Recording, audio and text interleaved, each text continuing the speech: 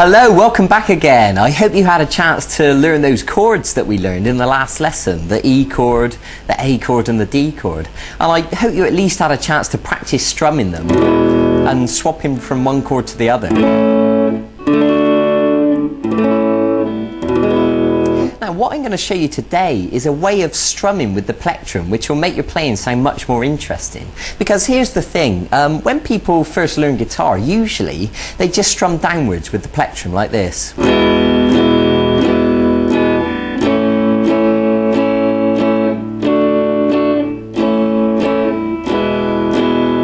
And that's okay, but after a while you'll find that that starts to sound quite boring. So what I want to do is give you a more interesting strumming pattern that will make it sound a lot more alive. And also I'm going to show you a new chord today. It's the G chord.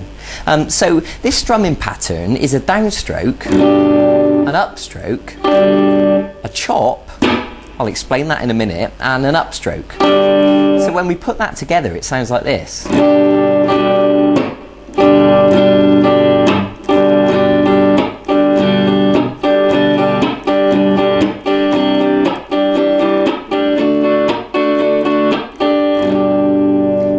And you can see that it gives it a more interesting sound because the chop is quite percussive. To me it sounds a little bit like a drum kit when the drummer hits the snare, especially if you're the sort of person that might be busking on your own or playing acoustic guitar. Then it's really going to be useful for you to get used to this strumming pattern, and it will make your playing sound much better.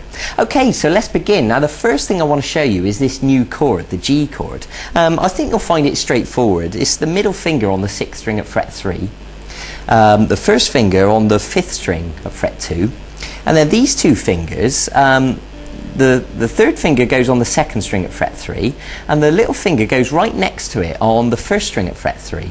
So if you just want to look at that chord diagram next to me just to clarify what those notes are, and you're going to use the plectrum to strum all the strings.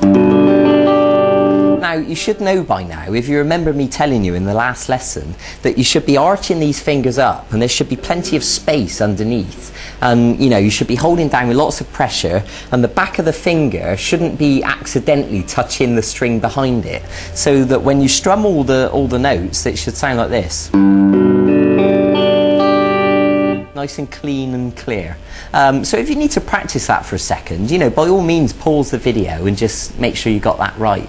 So this strumming pattern, so we're going to strum downwards and then upwards, and then we're going to do this chop.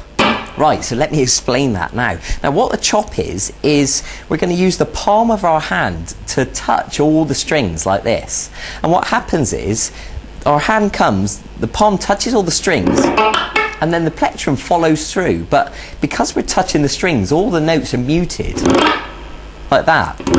Now you shouldn't be able to hear any notes at all. If you can hear anything like that, then you need to make sure you're holding down on those strings with more pressure, and they should be totally dead. So that'll take a little bit of practice, and eventually you can bring your hand down and chop all in one motion like that. Okay, so just to clarify, I'll tell you again, make sure that the palm of your hand is laying across all those strings and effectively, killing the notes. Okay, so what happens is you're going to practice it until you can do it like that, nice and smooth, all in one motion. Okay, so that's the chop, that's how it works. So when we put that into the strumming pattern, we're going to go down, up, chop, and then up again. So it'll sound like this.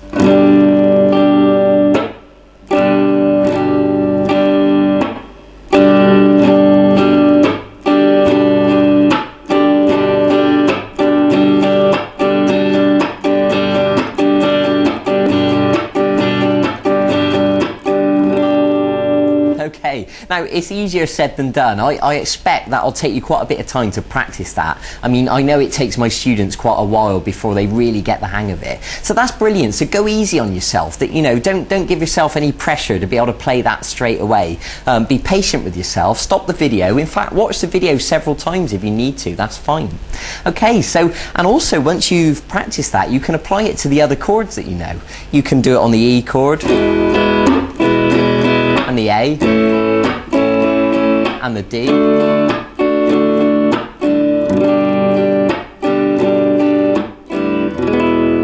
And you're at a stage now that you can start experimenting with these chords, and you can begin to, you know, create your own sequences and start writing your own songs. And as you learn more and more chords, then you'll be able to write more and more interesting songs.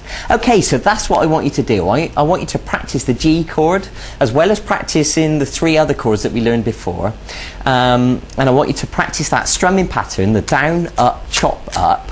And go and get on with that and really dedicate yourself to it. You know, make sure you can really do it smoothly. Okay, and I'll see you in a few days for the next segment of this e-course. We're going to learn something a little bit different. We're going to move away from chords and we're going to learn what's called the blues scale. And I'm going to begin to teach you how to improvise. So it's all going to get more exciting from here on in.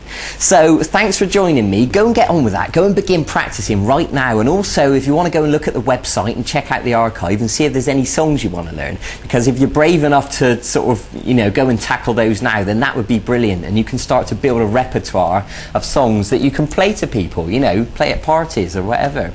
So, thanks for joining me. I'll see you in a few days for the next segment of this course. Bye-bye.